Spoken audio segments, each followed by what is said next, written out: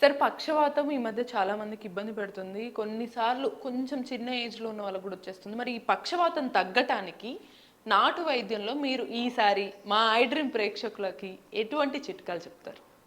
చక్కటి ప్రశ్న అడిగారమ్మా. అసలు పక్షవాతంకి చిట్కా చెప్పక ముందు అసలు ఎందుకు వస్తుంది ఇది? అవును. ఇది రావడానికి కారణమేమి? ఎక్కువ సిటీలోనే ఎందుకు వస్తుంది ఇది? నా అనుభవంగా చూసే పల్లెల్లో 100కి 2కి 1కి, ఇటు సిటీలో 100 మంది 10 మందికి వస్తుంది. దీనికి కారణాలు ఎతికితే తిని ఆహారాలు అదుపు తప్పినాయి. ఈరోజు అర్ధరాత్రి నిద్రపోవడం, అర్ధరాత్రి తినడం, మల విసర్జన సరిగ్గా లేకపోవడం, అనవసరమైన టెన్షన్ తీసుకోవడం.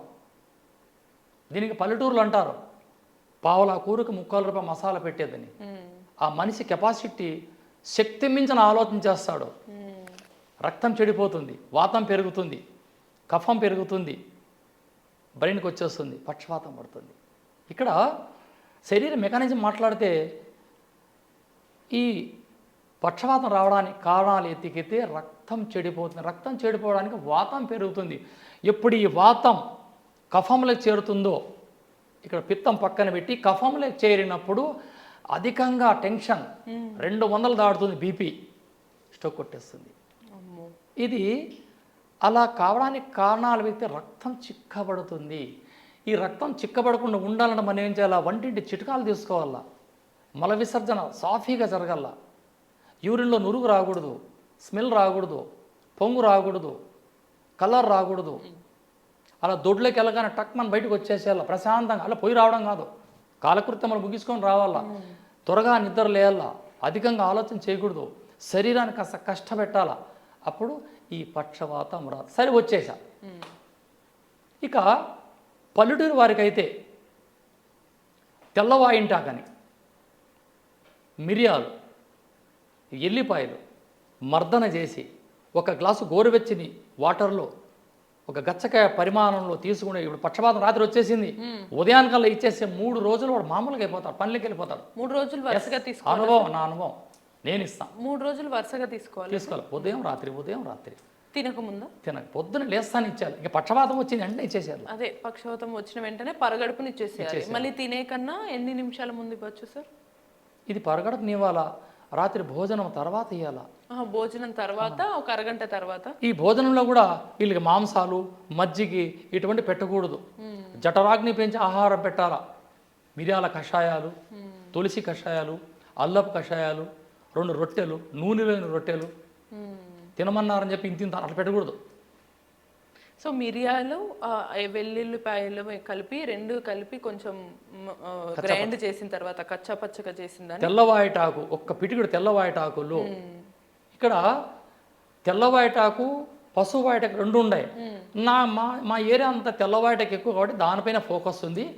అది దొరకని పక్షంలో ఈ పసుపు వాయటాకు కూడా వాడచ్చు. బయట మనకు దొరుకుతుంది. విదేశాల్లో కూడా ఉంది ఇది.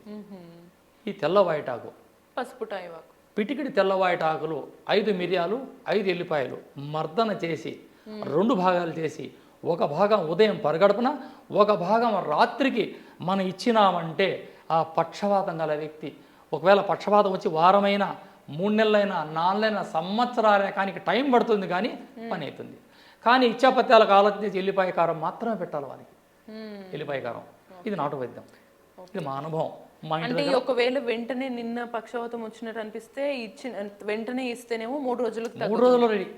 ఒకవేళ అప్పటికే వాళ్ళకి పక్షవాతం వచ్చి 6 నెలలు లేదా సంవత్సరం అయితే కనుక ఎన్ని రోజులుగా ఇది వాడితే? 3 నెలలు వాడాలా, 3 నెలలు, 10 రోజులు వాడాలా, 5 రోజుల గ్యాప్, మళ్ళీ 10 రోజులు, 5 రోజుల గ్యాప్, ఇలా ఇస్తూ మధ్య మధ్యలో సొంటి చూర్ణం, వాము చూర్ణం, వజ చూర్ణం, సొంటి, వాము, వజ, ఈ 100 గ్రాములు పౌడర్ చేసి భద్రపరచుకొని 3 కలపాల. వాము, వజ, సొంటి ఇవి కఫాన్ని చంపే గుణాలు, వాతాన్ని చంపే గుణాలు అద్భుతంగా పనిచేసేటివి.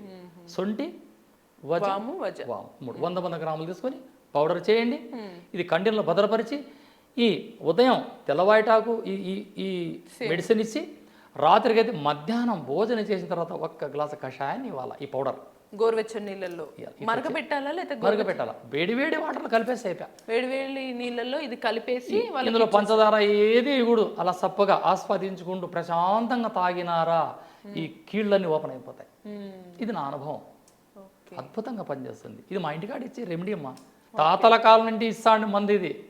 మా నాన్నగారు ఇస్తా అంటే మేము మొక్కలు సో పెరుకొచ్చేవాళ్ళం. ఇటువంటి వాళ్ళకి ఎంత తీవ్ర స్థాయిలో ఏ వయసులో ఉన్నా కూడా, కొంతమందికి పక్షవాతం వచ్చిన తర్వాత తెలియక 60 ఏళ్ళు కూడా దాటిన వాళ్ళు ఉంటారు. వాళ్ళు వాడిన మూల పడేసి ఉంటారు, బ్రెయిన్ ఆపరేషన్ చేస్తారు. అది పెద్ద కథ, ఏడుపు వస్తుంది వాళ్ళని చూస్తే. కాకపోతే ఇది ఇంటర్నల్ గా ఇచ్చే ఔషధం, కానీ అప్లై చేయడానికి కరంగాజి తైలం అని ఉంటుంది. ఇది మన కానుగు చెక్కని మన ఆముదములు వేసి బాగా మరిగించి ఈ తైలాన్ని పూస్తూ వచ్చినామంటే నరాలన్నీ ఓపెన్ మసాజ్ చేస్తూ వస్తే తగ్గుతుంది. అసలు ఈ పక్షవాతం వచ్చేది బ్రెయిన్కి బాడీకి కాదు. ఎప్పుడైతే బ్లడ్ క్లాట్ అవుతుందో ఆటోమేటిక్గా ఆ క్లాట్ అయినప్పుడు ఈ శరీరంలో స్వర్శనాడి బాడీలో ఈ మెదుడు నుంచి చివరి ముడ్డి వరకు ఉంటాయి, డిస్క్లో ఉంటుంది ఈ నాడి. వాటిపైన ఎక్కడ ప్రభావం పడుతుందో ఆ సిస్టమ్ అంతా డ్యామేజ్. ఓకే. ఎప్పుడైతే బ్రెయిన్కి మనం మెడిసిన్ ఇచ్చా, ఇదంతా బ్రెయిన్ మీద పనిచేసేది. ఇది ఎప్పుడైతే ఇది బాడీ వేడి పెరిగి ఈ ఎట్లా వాతం ఇలా కఫంలో చేరిందో ఈ కఫంలోకి ఇలా బాణం మాదిరి వెళ్ళిపోతుంది నేను చెప్పిన కషాయం. అప్పుడు బ్రెయిన్ ఓపెన్ యాక్టివేషన్ అయిపోతుంది. బ్రెయిన్ యాక్టివేషన్ అయిపోయిందంటే పక్షవాతం బయటపడిపోయా. ఓకే. చాలా ఎక్కువ సంవత్సరాలు వచ్చిన వాళ్ళైతే రోజు మెల్లగా వాడుతున్నప్పుడు అది పని చేయడానికి మెల్లగా డబ్బు ఖర్చు లేదు ఇక్కడ, ప్రకృతి మహాతల్లి ఇచ్చే కషాయాలే కదా. ఇంట్రెస్ట్ సైడ్ ఎఫెక్ట్స్ లేవు, ఏ సైడ్ ఎఫెక్ట్ ఉండదు. అద్భుతమైన ఔషధం. ఓకే. ఇదని అదని బ్రెయిన్ ఓపెన్ అని ఎంతమంది ఈరోజు బ్రెయిన్ ఆపరేషన్ చేసుకుని. కొద్దిగా ఇక్కడ ఒక చిన్న సందేహం వస్తుండొచ్చు. మిరియాలు వెల్లుల్లి అంటే కొందరికి అవి కొంచెం ఘాటు కదా, ఘాటు తీసుకున్న వాళ్ళకి కొంచెం మంటగా అనిపిస్తుంది అని ఏమన్నా ఉంటుందా? ఉండదమ్మా. ఇప్పుడు ఈ ఆకులో అది మిశ్రమంగా మారుతుందో అక్కడ రసాయన ప్రక్రియ ఏర్పడి అది ఒక ఔషధంగా మారిపోతుంది, ఓకే ఓకే. ఒక టానిక్ గా మారిపోతుంది. సో అది ఎలాగో గోరువెచ్చని నీళ్ళల్లో తీసుకుంటాం కాబట్టి సాఫీగా వెళ్ళిపోతుంది, మంట అయ్యే ఛాన్స్ ఏం కాదు. సూపర్.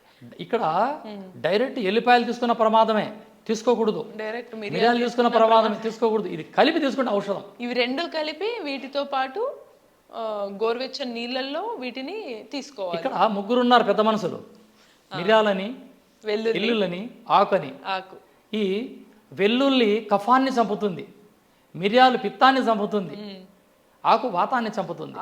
ఆకుని ఒక్కసారి మా ప్రేక్షకుల కోసం రిపీట్ చేయగలరా సార్? తెల్ల వాయిటాకు లేని పక్షంలో పచ్చపూల వాయిటాకు తీసుకోవచ్చు. అడగచ్చు, స్క్రీన్ పై నా నంబర్ ఉంటుంది, ఫోన్ చేసి అడగచ్చు. చాలా మంది అడుగుతారు కూడా, నేను చెప్తా. నేను బెజారుకోను, రైట్. నేను గాండ్రిని చెప్పిన వాళ్ళ మంచికే. గురుగారు కోపం అమ్మ ములికి పడుకో. కొంతమంది వీడియో కాల్లో చూపిస్తారు, చెప్తాం.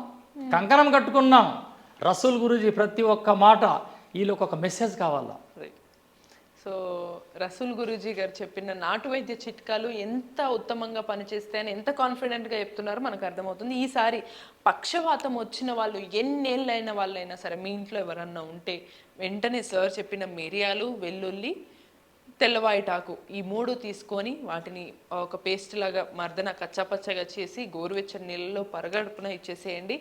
ఒక 3 నెలలు 10 రోజులు వాడుతూ 5 రోజులు గ్యాప్ ఇస్తూ ఉంటే ఖచ్చితంగా పక్షవాతం తగ్గే సూచనలు అయితే చాలా కనిపిస్తున్నాయి అంటున్నారు. ఇటువంటి మరిన్ని నాటు వైద్య చిట్కాల కోసం కీప్ వాచింగ్ ఐ డ్రీమ్.